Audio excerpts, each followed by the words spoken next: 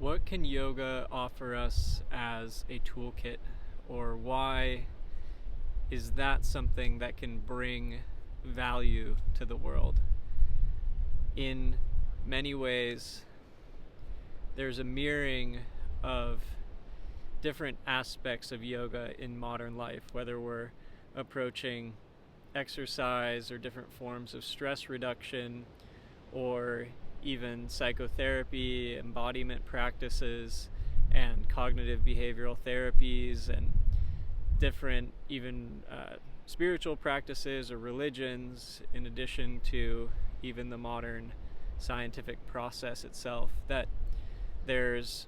a togetherness that yoga offers that is unique to any of the traditions around the world. And in its simplest form, it's something you'd call psychophysiological. It's something that is a mind-body practice and a way of integrating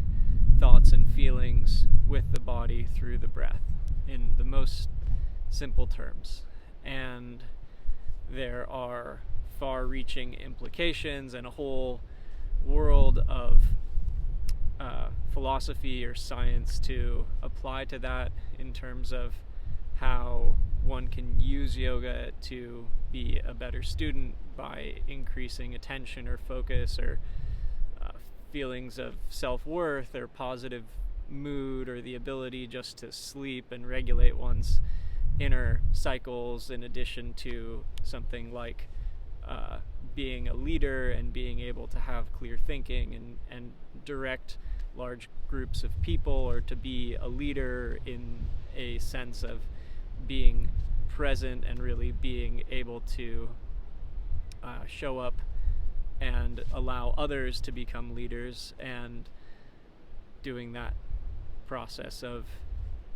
leading by example. And then even in the world of healthcare, of recognizing all the benefits of developing self-agency that reduce load on the healthcare system, from the standpoint of any physician that's a specialist could tell you the benefits of various practices that one could do for the lower back, or even for the eyes, or for the brain, or for the lungs, or for the heart, etc. And that there's a certain reckoning, or even a recognition, that we have a mindset in the West that's different than the way that yoga was developed in the East, and therefore in the fast-paced world, that would be the first way to describe it, there is an even greater benefit to slowing down, and yet a much greater sense of shifting gears to allow that to take place. And while when you do, say, step into a yoga studio that's nicely lit, that smells good, that's quiet, there's a sort of rubber meets the road kind of experience when you're not in that facilitated environment. And yet we all would love for that to be perhaps more of our daily experience wherever we go. And so a big part of it is about bringing that with you, within you, and also creating that space outside of you, wherever you go, that your environment really is such a powerful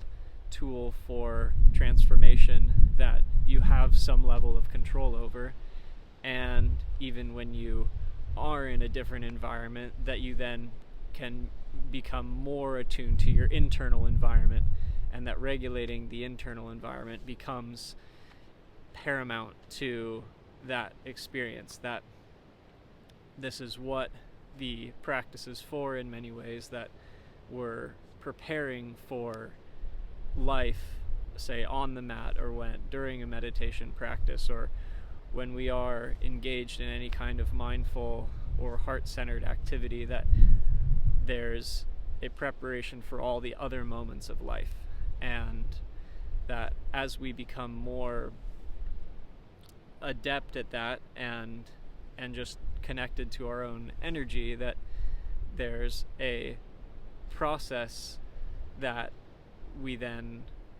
allow to unfold in its own way. And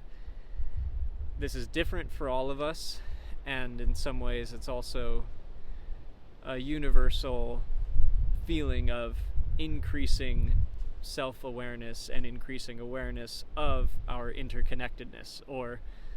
in other words, the more that we increase self-awareness, the more we recognize how we are connected to everyone and everything around us. And this could be said as one of the